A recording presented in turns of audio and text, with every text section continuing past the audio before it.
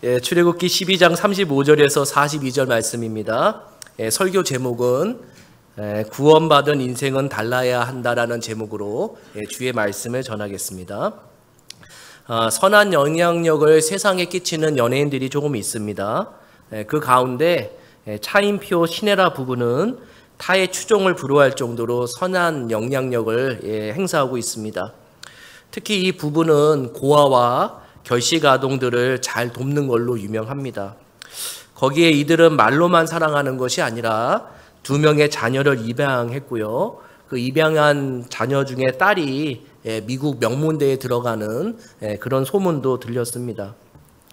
모 TV 프로그램에서 차인표 신혜라 부부에게 이런 부정적인 질문을 했대요. 아이 한 명을 입양한다고 해서 세상이 달라지나, 이런 질문을 했답니다. 근데 이 부부가 뭐라고 대답했냐면은 세상은 달라지지 않을 수 있지만 적어도 한 아이의 인생은 달라질 수 있습니다. 이렇게 대답을 했답니다. 왜 어떻게 한 아이의 인생이 달라질 수 있을까? 그거는 온전한 가정이 한 아이를 입양해서 그럴 수도 있지만 더 중요한 거는 어떤 부모가 입양하느냐에 따라서 이 아이가 건실하게 클 수 있는 거죠. 결국 좋은 부모가 좋은 자녀를 만들어내는 것은 맞습니다. 마찬가지로 우리 인생도 반드시 변화가 돼야 되고 좋은 길로 가야 됩니다. 그 이유는 뭐냐면은 하늘 아버지께서 우리를 자녀로 삼으셨고 우리에게 구원의 길을 인도하셨기 때문입니다. 우리 고린도 후서 5장 17절 같이 한번 읽어보겠습니다. 그런즉 누구든지 그리스도 안에 있으면 새로운 피조물이라 이전 것은 지나갔으니 보라 새 것이 되었도다. 아멘. 그러니까 새로운 피조물, 구원받았다는 것은 존재의 변화를 이야기합니다. 그러나 중요한 것이 있는데 존재의 변화만 있으면 안 되고 변화된 삶도 같이 따라와야지 구원받았다는 증거가 될 수 있습니다. 하나님은 은혜로 죄인에서 의인으로, 그 다음에 죄의 노예에서 하나님의 자녀라는 새로운 존재로 우리를 부르셨습니다. 그렇다면 새로운 존재가 됐기 때문에 우리의 삶이 새로운 인생을 보여주지 않으면 구원받은 사람이 아닐 수도 있다는 겁니다. 저도 성도님들이 휴가를 줘서 머리에 작은 변화를 줬습니다. 잘 모르시겠지만 파마를 했습니다.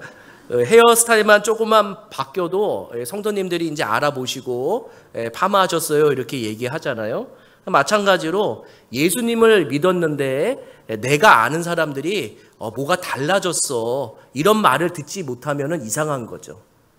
그 얘기는 뭐냐면은 내가 새로운 인생이라는 것을 살지 못했기 때문에 세상 사람들이 나를 가리켜서 예수를 믿는지를 알지 못하는 그런 경우가 발견하게 됩니다. 오늘 우리가 함께 읽은 출애굽기 12장 35절에서 42절을 보면은 새로운 신분을 허락받은 사람들이 나오는데 이스라엘 백성입니다. 드디어 이들이 출애굽합니다. 7개월 걸렸습니다. 출애굽할 때까지 설교가. 이들은 80년 만에 바로의 종살이를 벗어나서 하나님의 은혜로 출애굽을 하게 돼서 새로운 존재로 이제 태어납니다. 근데 더 정확하게 말하면은 430년 만에 하나님이 약속을 지켜서 그들이 하늘의 별과 같이 땅의 모래알 같이 많은 인원이 돼서 가나안 땅을 선물 받으러 이제 광야의 길을 가게 됩니다. 창세기 15장 13절, 그 다음에 출애굽기 12장 40에서 41절 한번 같이 한번 읽겠습니다. 여호와께서 아브라함에게 이르시되 너는 반드시 알라 내 자손이 이방에서 객이 되어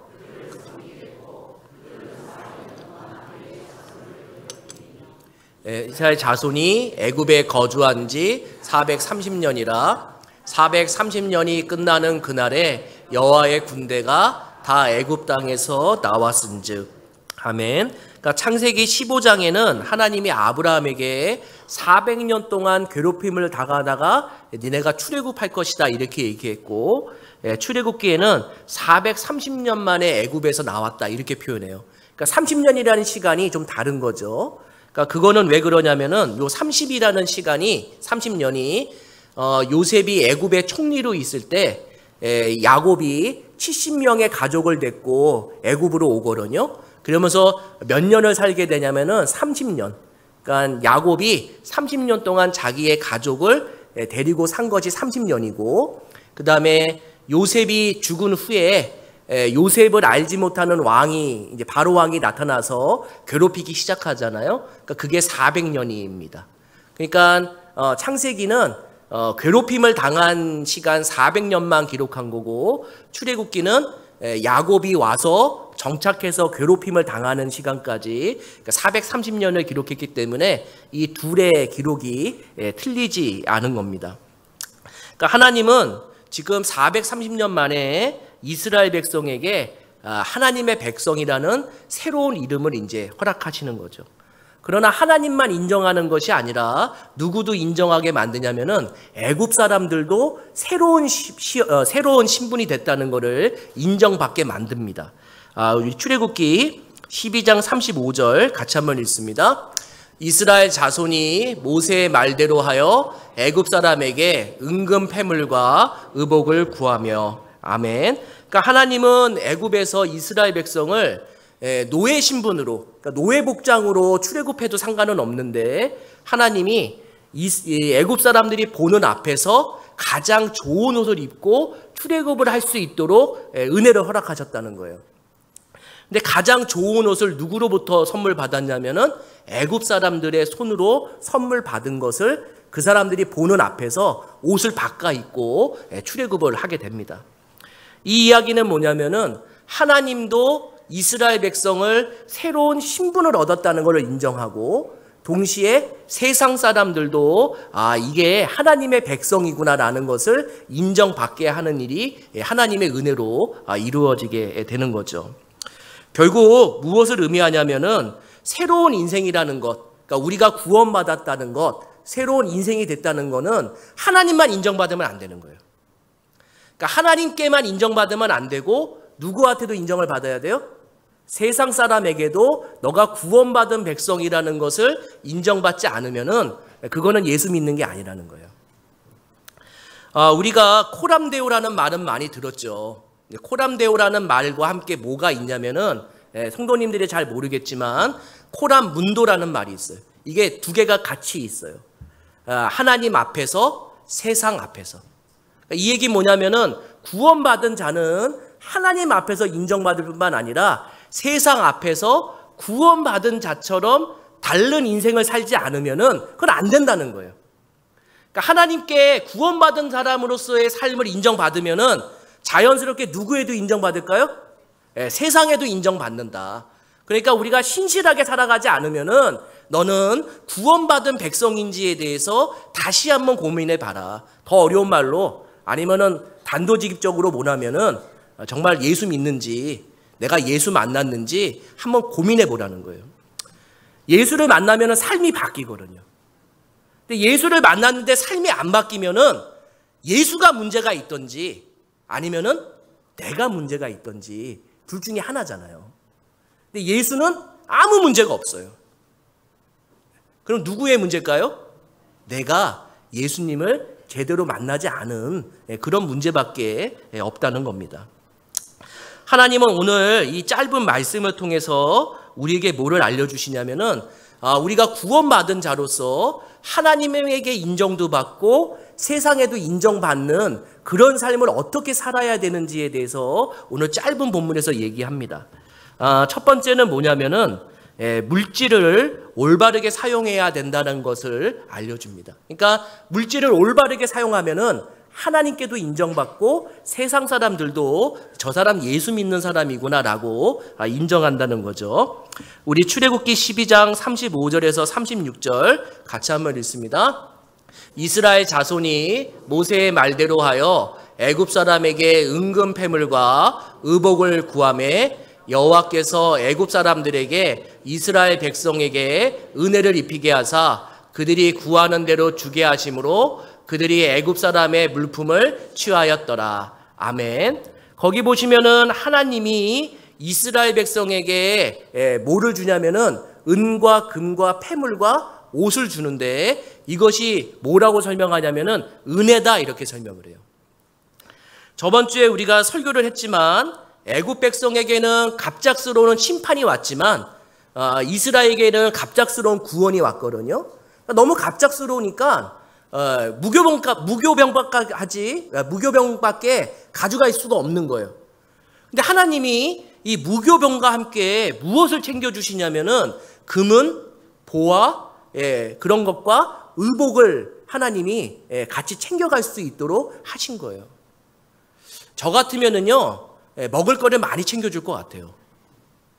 근데 하나님은 이상하게 무교병과 함께 금은 보화와 값비싼 의복을 같이 가져갈 수 있도록 허락을 하셨다는 거예요.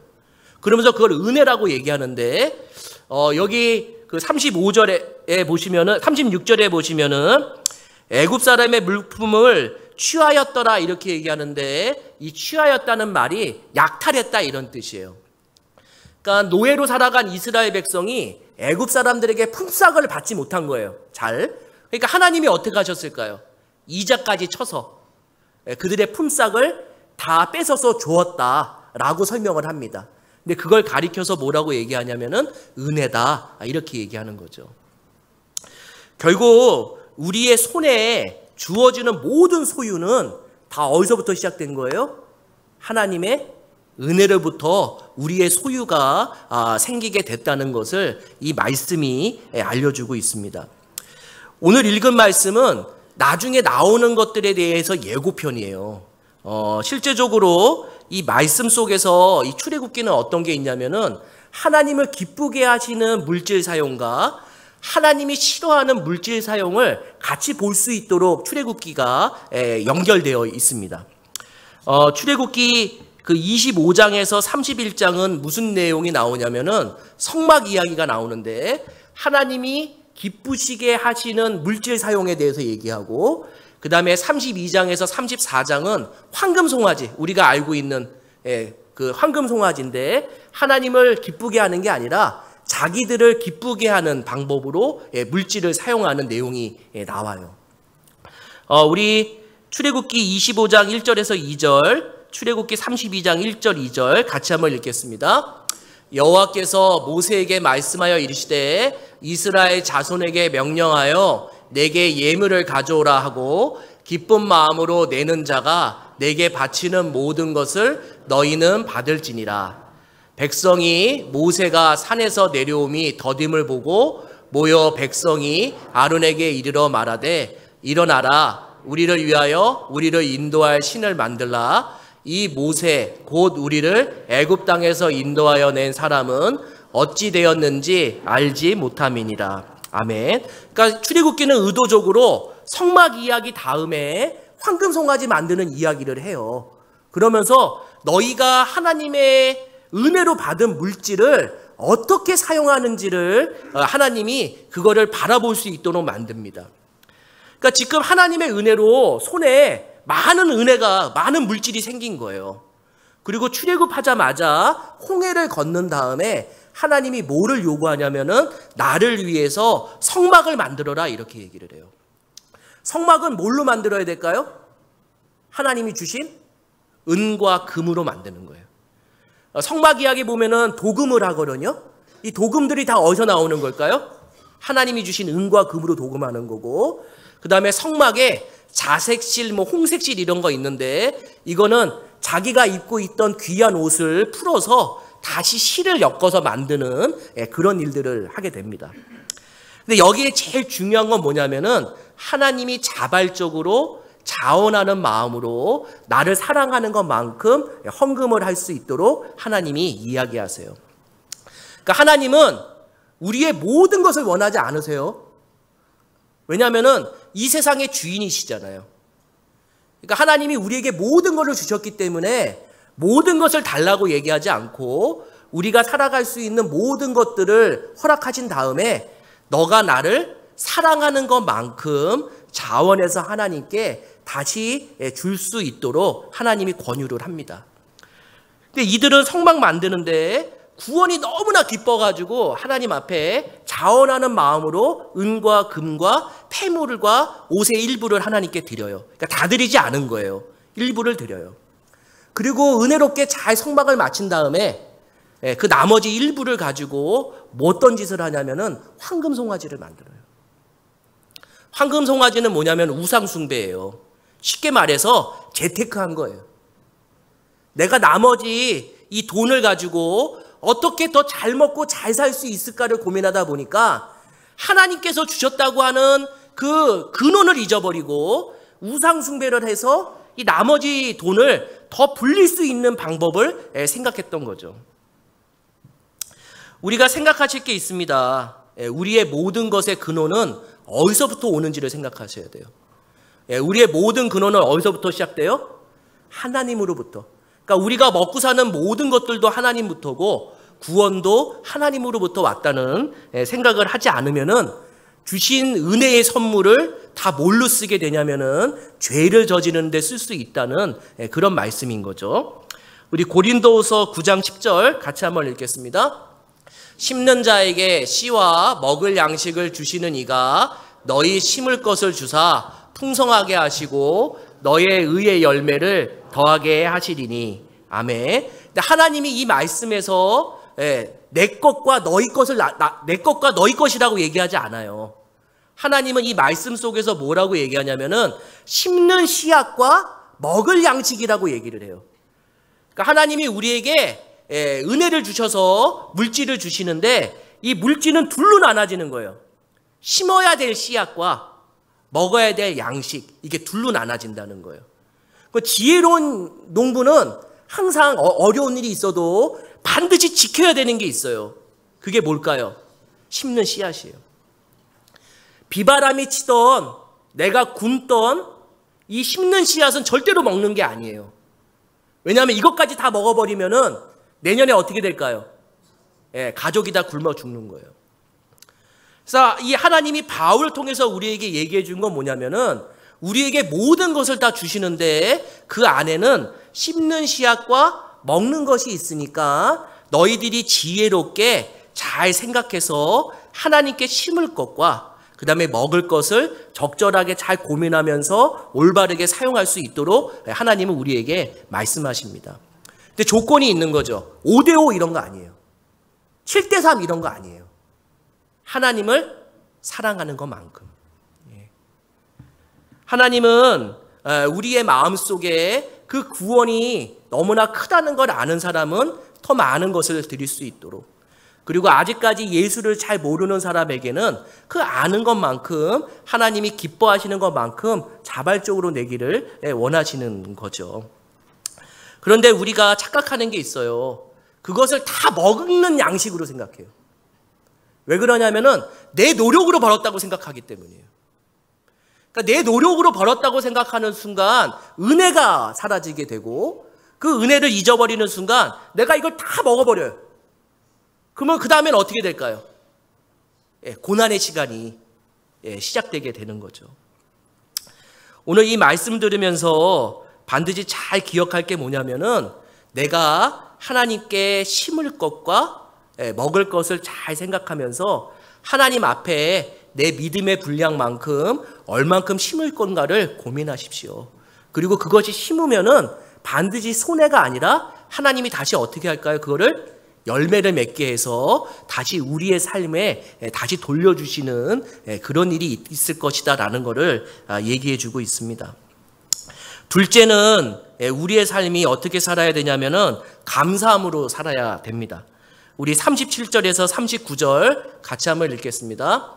이스라엘 자손이 라암셋을 떠나서 숫곳에 이르니 유아 외에 보행하는 장정이 60만 가량이요 수많은 잡족과 양과 소와 심이 많은 가축이 그들과 함께 하였으며 그들이 애굽으로부터 가지고 나온 발교되지 못한 반죽으로 무교병을 구웠으니 이는 그들이 애굽에서 쫓겨남으로 지체할 수 없었음이며 아무 양식도 준비하지 못하였더라. 아멘. 그러니까 이 말씀에 보면은 하나님이 갑작스럽게 은혜를 베풀어서 출애굽을 하게 되는데 먹을 양식을 챙길 시간이 없었던 거예요. 맞죠? 근데 참 놀라운 거는 뭐는 챙길 시간을 줘요? 금은보화는 챙길 시간을 줘요.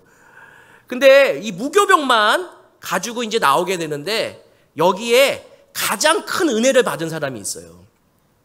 200만 명이 출애굽을 하는데 가장 은혜 받은 사람들이 누군지 아세요? 잡족들이에요. 잡족들. 수많은 잡족들. 잡족이라고 그러니까 죄송합니다. 이게 욕 같은데 성경에 잡족이라고 그랬으니까 잡족이라고 얘기할게요. 이 잡족들 만약에 하나님의 은혜로 구원받지 못해서 출애굽을 못했다면은 이들은 앞으로 어떤 인생을 살게 될까요? 바로의 종으로 또 살아가는 거예요. 근데 이들이 하나님의 은혜로 이스라엘 백성과 가까이 살게 됐어요. 10가지 재앙을 경험한 거예요. 이들은 하나님의 무서움을 알고 하나님을 믿어야 된다는 생각을 하게 돼서 할례도 받고 문설주에 양의 피도 바르고 어린 양을 먹었어요. 그래서 죽음을 면해요. 그리고 이들이 누구와 함께 구원을 받았냐면은 이스라엘 백성과 함께 홍해를 건너게 되는 놀라운 은혜를 경험하게 돼요. 그러면은 이스라엘 백성이 은혜를 받은 거예요? 수많은 잡족들이 은혜를 받은 거예요? 잡족이 훨씬 더 은혜를 받은 거예요. 왜냐하면은 이스라엘 백성은 80년 고생을 했잖아요. 이들은 그만큼 고생을 하지 않았어요. 이들은 얼떨결에 구원을 받은 거예요. 정말 은혜예요, 은혜. 근데 이 잡족들이 하나님께 구원받은 은혜를 잊어버려요. 구원받은 은혜를 잊어버리면 어떻게 되는지 아세요? 불평과 불만만 생겨요. 우리 민수기 11장 4절에서 6절 같이 한번 읽습니다. 그들 중에 섞여 사는 다른 인종들이 탐욕을 품음에 이스라엘 자손도 다시 울며 이르되 누가 우리에게 고기를 주어 먹게 하랴.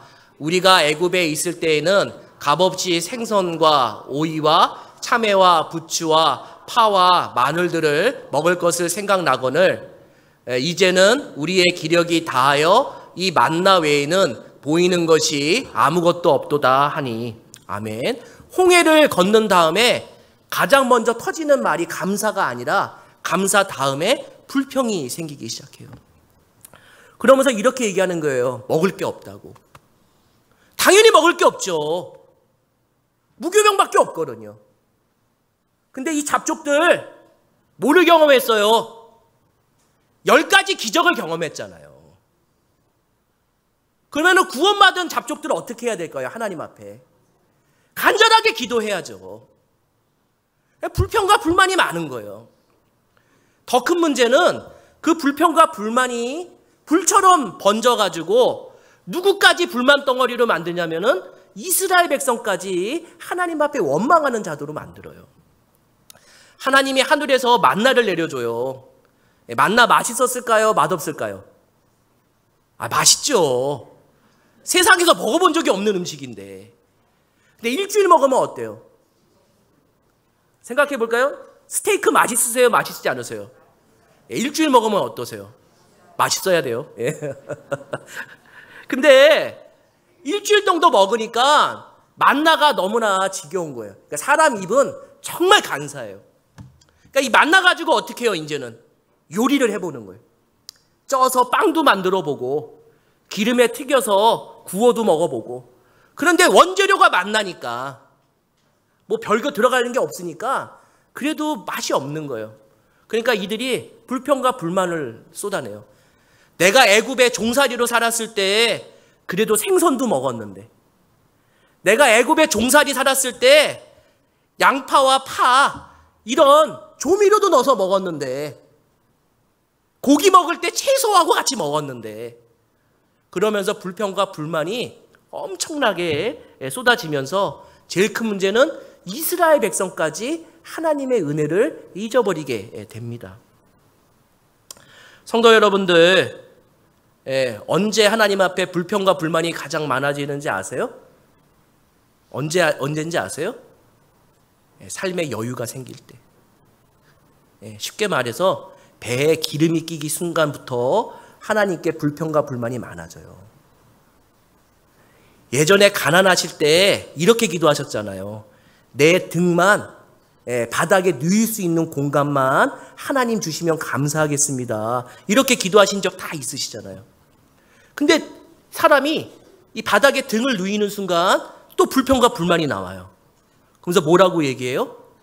하나님 이제는 전세를 허락하여 주시옵소서. 전세를 허락했어요. 그러니까 또 어떤 불만을 할까요? 이제는 집을 주셔야 됩니다. 불만의 끝이 없어요. 불만의 끝이 없어요. 불평과 불만은 공동체를 망가뜨리고요, 무너뜨려요. 심리학에 걷어차인 고양이 효과라는 게 있대요. 이게 뭐냐면은 직장 상사에게 부하 직원이 막 혼나요. 그러면 부하 직원은 너무나 화가 나니까 이걸 어떻게 해결해야 돼요? 집에 가서. 저도 회개합니다. 아내한테 어떻게 할까요? 막 쏟아내는 거예요. 그럼 아내는 이 불평과 불만을 듣고 너무 화가 나잖아요. 누구한테 쏟아내야 돼요? 자녀들한테 막 쏟아낸대요. 자녀들도 막 화가 나요, 이제. 누구한테 화풀이 할까요? 집에 키우는 개하고 고양이 발로 차버린대요. 그게 걷어차인 고양이 효과예요. 한 사람의 불만이 집안 전체를 불만 덩어리로 만들면서 감사를 잊어버리게 만드는 거, 이것이 가장 무서운 거예요. 이스라엘 백성이 40년 동안 광야 생활을 한 이유는 딱 한 가지예요. 감사할 줄 모르는 삶, 불평이 많은 삶, 하나님의 은혜로 살아가지 못했던 것들을 알려주기 위해서 40년을 뺑뺑이 돌리십니다. 이거 하나 기억했으면 좋겠습니다. 불평과 불만은 필망입니다. 필망. 반드시 망해요. 그리고 이 속담 하나 기억하십시오. 행복은 언제나 감사의 문으로 들어왔다가 불평의 문으로 나간다는 이 속담. 항상 행복은 감사의 문으로 들어왔다가 불평의 문으로 나간다는 이 속담을 잘 기억하시고 내가 힘들더라도 감사하는 삶을 사시기 바랍니다. 마지막은 어떤 삶을 살아야 되냐면은 하늘 목자를 믿어야 됩니다. 하늘 목자가 누구실까요? 하나님 아버지를 믿어야 됩니다. 우리 42절 같이 한번 읽겠습니다. 이 밤은 그들을 애굽 땅에서 인도하여 내심으로 말미암아 여호와 앞에 지킬 것이니 이는 여호와의 밤이라 이스라엘 자손이 다 대대로 지킬 것이니라. 아멘. 이 말씀 보면서 우리가 한번 질문할 게 있어요. 뭐냐면은 굳이 왜 하나님은 아무것도 보이지 않는 밤에 이스라엘 백성을 구원하실까? 낮에 안 돼요? 저 같으면 낮에 구원해요. 왜요? 편하게 가면 되잖아요. 200만 명이나 되는 사람이 낮에 구원을 받으면 어떻게 될까요? 눈에 보이니까 잘 걸어갈 수 있잖아요. 근데 하나님은 굳이 밤이에요. 굳이 밤. 왜 그러실까요? 이스라엘 백성에게 이걸 알려주는 거예요. 밤 같은 인생이 찾아와도 하나님은 반드시 너희와 함께 한다는 것을 알려주기 위해서 굳이 밤에 떠나시는 거예요. 밤에. 이 말씀에 보면은 무슨 밤이라고 얘기하냐면은 여호와의 밤이라고 얘기를 해요. 이스라엘의 밤이라고 얘기하지 않아요. 이스라엘은 구원받았으니까 축제의 밤이잖아요. 맞죠? 그러면 이스라엘의 밤이라고 해야 되는데 하나님은 여기다가 뭐라고 기록하냐면은 이 6월절이 하나님의 밤이라고 얘기를 해요. 왜냐하면은 하나님이 앞으로 인생의 밤이 찾아와도 하나님이 지키실 거기 때문에 이 날은 하나님이 이스라엘 백성에게 하늘 목자가 되는 밤이에요. 이 하늘 목자만 믿으면은 인생의 밤이 찾아와도 주님이 늘 인도하시고 지킨다는 것을 알려주기 위해서 출애굽의 첫 출발을 낮이 아니라 밤에 하세요. 밤에. 하나님은 바로 왕이 이제 목자가 아니라 인생의 참된 목자이신 하나님을 따르게 하기 위해서 밤에 출발을 하면서 너희에게 낮에도 지키는 하나님뿐만 아니라 밤에도 항상 너와 함께 하시는 임마누엘 하나님이라는 걸 알려주기 위해서 밤에 떠난다는 거예요. 인생을 살아보시면은 두 가지 길이 있어요. 가고 싶은 길이 있고 가야 할 길이 있어요. 우리 다 어느 길 가고 싶으세요? 가고 싶은 길. 가고 싶은 길은 항상 뭐냐면은 뭔가 많고 넉넉한 곳이에요. 근데 가야 될 길인데 가고 싶지 않은 길은 항상 어떻게 해요? 뭔가 없어 보여. 늘 딱 가보면은 좁은 길이야. 힘들어 보여. 근데 가고 싶은 길에는 하나님이 없을 수 있는데 가야 할 길은 누구의 명령일까요? 하나님의 명령이기 때문에 힘든 길이라도 하나님이 함께하는 길이라는 거예요. 우리는 늘 이런 걸 꿈꿉니다. 물질도 풍성하고 하나님 말씀도 풍성하고 그런 거 없어요. 그런 거는 소설책에만 나오는 거예요. 딱 둘밖에 없어요. 풍성한데 하나님 말씀이 없던지, 아무것도 먹을 곳이 없는데 하나님 말씀이 풍성한지. 왜냐하면 애굽은 뭔가 먹을 것이 풍성한데 하나님의 말씀이 없는 곳이고요. 앞으로 가야 되는 광야는 먹을 것이 없는데도 불구하고 하나님의 말씀이 풍성하신 곳이에요. 그러면은 어느 길을 선택해야 될까요? 내가 가고 싶은 길이 있어도 가야 될, 하나님이 가라고 하는 길로 가야지 내 인생이 지켜지는 거예요. 10가지 재앙이 왔잖아요. 그러면은 제가 이스라엘 사람이면은 저는 하나님께 이렇게 기도해요. 뭐라고 기도하냐면은, 하나님 10가지 재앙이 내렸는데 보니까 금은보화가 너무 많아요. 가축도 너무나 많아요. 하나님, 근데 내가 굳이 출애굽을 해야 될까요? 이제 애굽에 머물면 안 될까요? 그리고 하나님의 은혜를 더 주시면은 애굽 사람들 내 종으로 부리면 안 될까요? 그런 마음 충분히 들잖아요. 내가 가고 싶은 길, 내가 머물려고 하는 길은 대부분 뭐냐면은 욕심이에요, 욕심. 하나님이 급하게 이스라엘 백성을 모으는 이유가 있어요. 그런 욕심을 내려놓고 주님 의지하면서 살아갈 수 있도록 광야의 길을 허락하십니다. 10가지 재앙으로는 하나님이 목자인 것을 이들은 깨달을 수가 없어요. 어떻게 해야 될까요? 매일 만나를 먹으면서, 매일 반석의 물을 마시면서 하나님만이 나의 하늘 목자시라 이런 거를 깨닫게 하기 위해서 이들은 어쩔 수 없이 하나님이 광야의 길을 가게 하시고 주님이 하늘 목자인 것을 깨닫게 만듭니다. 시편 78편 52절입니다. 같이 읽겠습니다. 그가 자기 백성을 양같이 인도하여 내시고 광야에서 양떼같이 지도하셨도다. 아멘. 이 78편은 아삽이라는 시인이 출애굽기 했던 이 40년을 노래한 건데, 그 노래의 내용의 핵심은 이거예요. 왜 출애굽시켜서 광야의 세월을 보내게 하셨을까? 하나님이 자기의 양을 어떻게 지키는지, 어떻게 가르치는지 알게 하기 위해서 하나님이 이스라엘 백성이 원하지 않는 가야 될 길, 광야의 길을 허락하셨다, 이렇게 얘기를 합니다. 이제부터 이스라엘 백성은 광야의 길을 떠나기 시작해요. 은혜도 잠시, 이제는 어떤 일이 생길까요? 고난이 시작돼요. 근데 그 고난이 하나님과 함께함으로 어떻게 이겨나가는지를 스스로 터득할 수 있도록 그 광야에서 하나님이 함께하심으로 이겨내게 만드십니다. 요즘 유행하는 복음성가 중에 광야를 지나면 하는 노래가 있어요. 아까 전에 우리가 불렀지만 가사가 이래요. 왜 나를 깊은 어둠 속에 홀로 두시는지, 어두운 밤은 왜 그리 길었는지, 나를 고독하게, 나를 낮아지게 세상 어디도 기댈 곳이 없게 하셨네. 광야에 서 있네. 주님만 내 도움이 되시고 주님만 내 빛이 되시는, 주님만 내 친구 되시는 광야. 주님 손 놓고는 단 하루도 살 수 없는 곳, 광야.